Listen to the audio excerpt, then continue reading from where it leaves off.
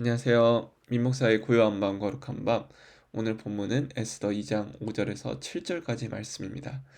제가 벌써 세 번째 다시 찍고 있는데 그 이유는 제 목소리가 지금 많이 안 좋아요. 몸도 안 좋고 그럼에도 은혜로 기쁘게 말씀 읽읍시다. 5절부터 읽을게요. 도성수산에 한 유다인이 있으니 이름은 모르드게라. 그는 베냐민 자손이니 기스의 증손이요 시므이의 손자요 야일의 아들이라. 전에 바벨론 왕 느부갓네살이 예루살렘에서 유다 왕 여호냐와 백성을 사로잡아 갈 때 모르드게도 함께 사로잡혔더라. 그의 삼촌의 딸 하다사 곧 에스더는 부모가 없었으나 영모가 곱고 아리따운 처녀라. 그의 부모가 죽은 후에 모르드게가 자기 딸같이 양육하더라. 아멘. 오늘 이 5절에서 7절까지를 성경으로 보면은 앞뒤에 끼어 있는 샌드위치 구조라는 것을 알 수 있습니다. 1절부터 4절까지는 1460명 정도의 왕후를 뽑아서 이제 나의 왕으로 삼자라고 왕이 명령을 했는데 5절에서 7절에 바로 그 뒤에 이야기가 이어져 있는 것이 아니라 갑자기 모르드게가 누구인지 에스더가 누구인지를 소개해주는 본문이에요. 그래서 이후에 8절부터 왕후를 뽑는 이야기가 시작되죠. 왜 그런 것일지 우리 5절부터 말씀 읽으면서 이해하면서 한번 샌드위치 구조를 이해해 봅시다. 자, 5절을 보니까 모르드게가 누구인지를 소개해 주고 있어요. 베냐민 자손, 기스의 증손, 시므이의 손자, 야일의 아들. 이 모든 장치, 모든 단어가 바로 모르드게가 누군지를 설명해 줍니다. 당시의 사람들은 베냐민 자손하면 반드시 사울 왕이 자신의 과거 있었던 지파, 베냐민 지파를 떠올렸을 거예요. 그리고 기스의 증손이라고 하면 사울 왕의 아버지를 떠올렸을 것이고, 시므이는 사울 왕조가 분열하여서 남게 된 지파를 떠올릴 것입니다. 그리고 마지막 야일은 남아있는 자라는 뜻이죠. 이 본문을 통해 모르드게가 사울 왕의 족보, 계보 안에 있는 사람이구나. 그리고 이 이스라엘 왕조, 사울 왕조는 실패했지만 여전히 남아있구나. 야일, 남아있는 자의 아들이구나라는 것을 모르드게의 이런 역사를 통해, 한 가문의 역사를 통해 알 수 있습니다. 이를 통해 이스라엘 백성들은 에스더를 읽으면서 우리가 포로로 잡혀있지만 여전히 남아있는 자들이며 하나님은 이 가문을 이끌고 있구나 라고 알 수 있었던 것이죠. 6절도 마찬가지입니다. 바벨론 왕 느부갓네살이 예루살렘에서 유다 왕 여고냐와 백성을 사로잡아갈 때에 모르드게도 함께 사로잡혔다고 말을 하고 있잖아요. 그런데 여기 여고냐는 성경책 보면 1번 가로 해가지고 여호야긴이라고 되어 있습니다. 근데 여호야긴은 기원전 597년경 사람이고, 지금 이 본문 에스더 본문은 약 기원전 486년 정도예요. 그러니까 110년 정도의 역사적 간극이 있죠. 그럼에도 불구하고 이 본문은 역사적인 이 사실을 말하려는 것이 아니라 이 110년 정도의 차이가 있는데 이 사람들이 3대, 4대가 될 정도로 어디서부터 포로가 되었는지를 기억해주는 장치 역할을 합니다. 그리고 나중에 이 여호야긴 왕은 실패했지만 예레미야 52장에 가고 그러다 보면 이 왕과 화해하고 함께 밥을 먹는 장면이 있어요. 그러니까 짤막하게 회복의 조짐, 회복의 가능성을 말해주는 것이죠. 즉 5절과 6절을 통해서 이스라엘 백성들은 내가 어디서부터 포로가 되었는지, 그리고 여전히 포로로 잡혀있지만 남아있는 자들이 있으며 우리는 회복될 조짐이 있다라는 것을 알 수 있다는 거죠.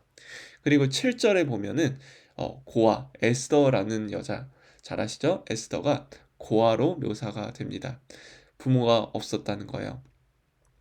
그리고 또 에스더라는 이름은 사실 이 당시 제국의 이슈타르 여신을 떠올릴 수 있었습니다. 이슈타르 여신은 사랑과 성, 다산과 전쟁, 즉 제국의 여신으로 강력함과 풍요를 상징했습니다.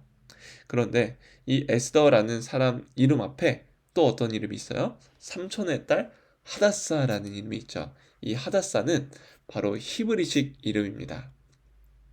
에스더는 히브리식 이름이 아니에요. 자, 이 하다사는 우리 한국말로 도금냥 나무라고 하더라고요. 이 나무의 특징이 있는데 작고 낮게 자랍니다. 그리고 화려하지가 않아요. 그럼에도 사시사철 푸르고 향기가 있습니다. 그래서 이 향기 때문에 유대의 어떤 여성들은 남성을 만나러 가기 전에 이 도금냥 나무를 발로 지디겨 밟고 향기를 뿜어냈다라는 이야기도 있더라고요. 즉, 이 하다사라는 이름 안에, 하다스라는 이름 안에는 이러한 특징들이 있습니다. 즉, 에스더는, 이슈타르 여신은 모든 것을 뽐내고 자랑하고 힘을 가지고 있지만 하다사는 작고 낮게 자란다는 것이죠. 이 본문 전체에 이제 에스더라는 이름만 등장할 거예요. 그럼에도 오늘 본문은 하다사라는 이름을 통해서 화려하지 않지만 여전히 하나님께서 이끄신다. 그리고 이 하다사의 나무의 특징, 끈질기게 살아남은 특징도 있습니다. 즉, 하나님은 그런 것을 우리에게 알려주시죠. 이 본문을 통해 두 가지 적용해 볼게요. 첫 번째는 우린 날마다 승리한다라는 거예요. 이스라엘 백성 5절부터 7절까지의 역사는 모두 실패의 역사였지만 그럼에도 불구하고 하다스라는 이름, 끈질기게 살아남은 나무, 그리고 야일, 남아있는 자, 그리고 여호야긴이 맨 마지막에 회복되고 실패했지만 회복된다라는 이야기를 통해서 하나님은 여전히 이스라엘 백성들을 이끌고 계신다는 것을 우리는 알 수 있어요. 그래서 마태복음 6장 33절부터 34절까지는 이렇게 말하죠. 그런즉 너희는 먼저 그의 나라와 그의 의를 구하라. 그리하면 이 모든 것을 너희에게 더하시리라. 그러므로 내일 일을 위하여 염려하지 말라. 내일 일은 내일이 염려할 것이요 한날의 괴로움은 그날로 족하니라. 아멘. 에스더가 이제는 이후의 왕으로 선택이 됩니다. 그럼으로써 와스디가 폐위되고 왕후 1460명이 모였지만 에스더가 뽑히게 된 이유를 우리는 알게 될 것이에요. 그 이유의 전조가 오늘 5절부터 7절까지인 거죠. 성경 마태복음은 말하죠. 내일 일을 위하여 염려하지 말라. 그 이유는 바로 내일 일은 내일이 염려할 것이요 한날의 괴로움은 그날로 족하니라. 이렇게 말씀하세요. 우리에게는 늘 내일이 있습니다. 그래서 오늘의 실패는 오늘로 끝내야 돼요. 왜냐하면 내일 하나님은 새로운 은혜를 허락하여 주시기 때문이죠. 어제 실패해도 하나님은 오늘의 은혜를 주시고 오늘 실패해도 내일 새로운 아침을 주십니다. 그래서 예레미야 애가 3장 21절에서 23절까지 나의 죄가 이렇습니다. 이렇게 쓴 담즙과 같습니다. 라고 말하지만 이것이 오히려 소망이 됨은 여호와의 인자와 긍휼이 무궁하심으로 우리가 진멸되지 아니함이니이다. 이것들이 아침마다 새로우니 주의 성실하심이 그시도소이다. 이렇게 말하죠. 아침마다 새롭습니다. 여러분, 오늘 밤을 평안히 주무시고 평안히 잠을 잘 수 있는 이유는 예수 그리스도의 피로 인하여 내일 아침 그 날마다의 은혜가 우리에게 허락되기 때문이에요. 어제의 실패가 오늘로 이어지지 않습니다. 오늘의 실패가 내일로 이어지지 않아요. 오늘 평안히 주무시고 내일 아침 눈을 떴을 때부터 우리가 눈을 떴다는 것 자체가 하나님의 은혜입니다. 오늘 너는 나의 뜻을, 나의 나라를, 나의 의를 먼저 구하며 살라고 하나님이 눈을 뜨게 해주신 거예요. 그 아침의 은혜를, 날마다의 은혜를 승리의 표적으로 가지고 승리하시기를 원합니다. 두 번째는 우리의 정체성은 하다사라는 거예요. 에스더는 이제 전체 에스더 본문에서 계속 에스더라는 이름으로 불릴 겁니다. 제국의 이름이죠. 그러나 그 에스더는 힘이 강하고 이슈타르 여신처럼 어떤 힘을 상징하고 풍요를 상징하고 다산을 상징하지 않습니다. 오히려 하나님이라는 그 한 분, 보이지 않지만 이름이 언급되지 않지만 더 강한 이름이 그 이야기 속에서 역사하는 것을 볼 수가 있습니다. 그래서 이 에스더는 하다사 딱 한 번 언급된 그 이름과 같이 살아가게 돼요. 이사야 본문을 보면은 6장에 그루터기 잘 아시죠? 많은 나무들이 있고 큰 과수원의 나무들이 있는데 그 나무들이 열매를 맺지 못해서 하나님이 이사야 6장에서는 그 모든 나무를 꺾어 버립니다. 잘라 버려요. 그런데 그 나무가 남아 있는 둥치 안에서 작은 싹이 있죠. 그것을 그루터기 거룩한 씨라고 하는데 그 본문이 이제 이사야 11장에도 나옵니다. 근데 재밌는 게 이사야 11장 1절 전에 하나님이 이 모든 바벨론의 혁혁한 수많은 나무들을 베어버린다고 말씀하세요. 무성한 나무들이 높이 솟아 있고 그 다음 본문에 이사야 11장 1절엔 이렇게 말씀하시죠. 이새의 줄기에서 한 싹이 나며 그 뿌리에서 한 가지가 나서 결실할 것이요. 아멘. 한 싹, 히브리어로는 호테르, 그리고 한 가지, 넷제르라는 가지입니다. 제가 예전에 설명해 드렸던 적이 있는데 이 넷제르라고 하면은 어떤 게 연상돼요? 넷제르, 나자르, 나사렛 이렇게 되는 거죠. 즉 나사렛 예수, 아주 작은 동네에 나신 나사렛 예수를 생각할 수 있습니다. 에스더는 에스더로 이후에 이름이 불리지만 늘 하다사라는 정체성이 있었어요. 높지 않지만 낮은 나무이지만 아주 향기를 내뿜는 그런 나무였습니다. 그리고 늘 가지를 꺾어도 싱싱하게 살아있는 나무였어요.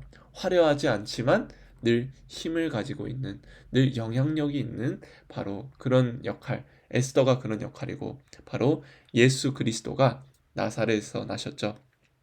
그래서 여기 이제 사진이 그런 도금양 나무이고 나사렛이라는 위치가 얼마나 주변부였는지를 우리는 알 수 있습니다. 로마가 가장 중심부고 그 바깥에 예루살렘이 있고 갈릴리 안에서도 스키토폴리스가 있어요. 그리고 갈릴리 안에서도 세포리스라는 땅이 있습니다. 그런데 그것보다 더 주변부에 있는 것이 바로 나사렛이었어요. 나사렛은 아주 작은 동네, 100명에서 200명 정도 사는 동네였습니다. 그리고 이곳은 공동묘지로 사용되었어요. 그래서 구약에서도 아무런 언급이 없습니다. 그 이유는 그만큼 관심이 없었던 동네였어요. 그럼에도 불구하고 우리 예수님은 가장 낮은 모습으로 가장 주변부에 있는 동네에서 태어나신 분이 바로 나사렛 예수 그리스도입니다. 그분의 정체성이 우리의 정체성 됐으면 좋겠어요. 우리가 살아가는 삶 속에서 내가 드러나는 것이 아니라 보이지 않는 곳에서 일하시는 하나님처럼 우리도 보이지 않듯이 정말 작은 것 하나에서부터 시작했으면 좋겠습니다. 화려하지 않아도 괜찮아요. 하나님은 그 자리 가운데서 그 사람을 통해서 일하십니다.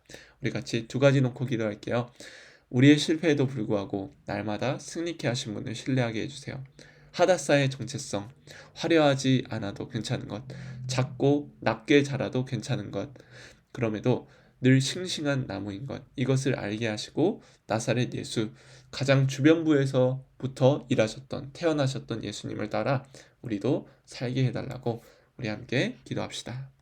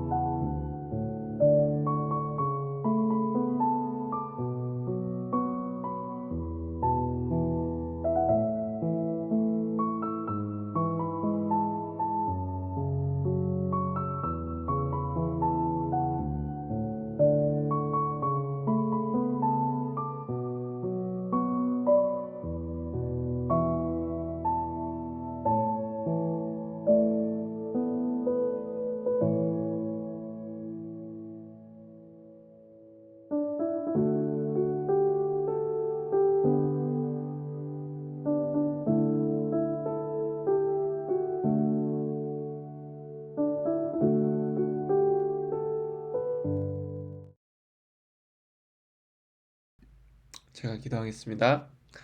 거룩하신 주님, 우리의 실패에도 불구하고 늘 우리의 정체성을, 우리의 삶을 이끄시는 주님, 어제의 실패가, 오늘의 실수가 내일로 이어지지 않고 늘 날마다의 은혜로 더하시는 주님, 우리가 담즙처럼 쓴 우리의 삶이라 할지라도 하나님 내일 하루 허락하신 그 하루를 새롭게 살아내길 원합니다.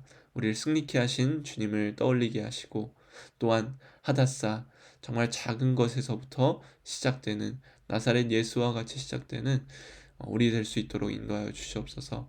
하나님, 낮은 자리에서 보이지 않게 일하시는 하나님처럼 보이지 않는 자리에서 하나님의 그 시선을 하나님 생각하며 낮은 자리에서 낮은 태도로 겸손한 마음으로 살아가게 하옵소서. 감사합니다. 예수님의 이름으로 기도합니다. 아멘.